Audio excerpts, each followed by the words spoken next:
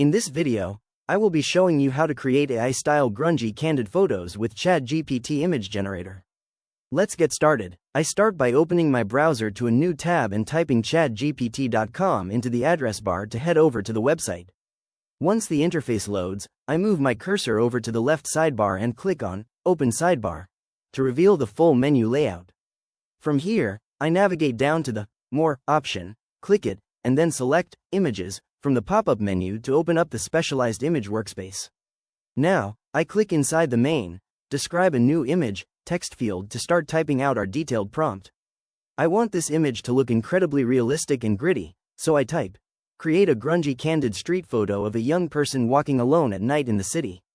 The scene should look raw and emotional, like a 35mm film photo.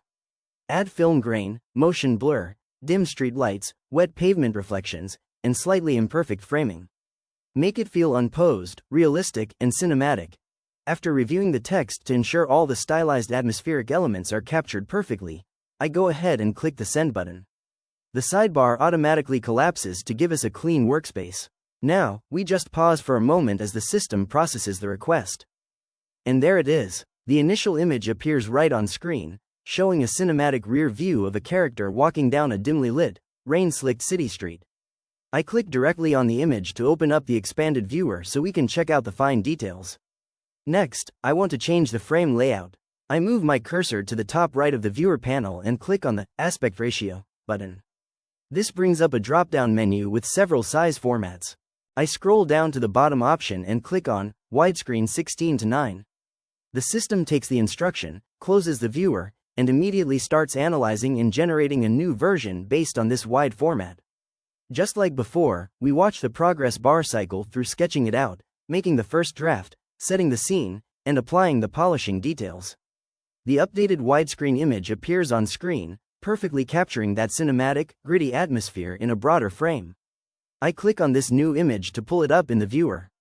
The framing looks excellent, so I navigate to the top right corner and click the download icon to save it directly to my computer. Once the download notification pops up, I click on the file link to open the image in my system's photo viewer. To check the quality of the textures, I click the zoom tool and scroll closely into the center of the image. I pan across the character's leather jacket, check out the dim reflections on the wet asphalt, look at the authentic-looking film grain scattered across the dark backgrounds, and inspect the blurred city traffic lights on the right. Everything looks perfectly sharp and perfectly gritty. Satisfied with the final look, I click the Close button in the top right corner to head back to the browser interface. If you found this walkthrough helpful, please consider liking the video and subscribing for more quick tips and tutorials.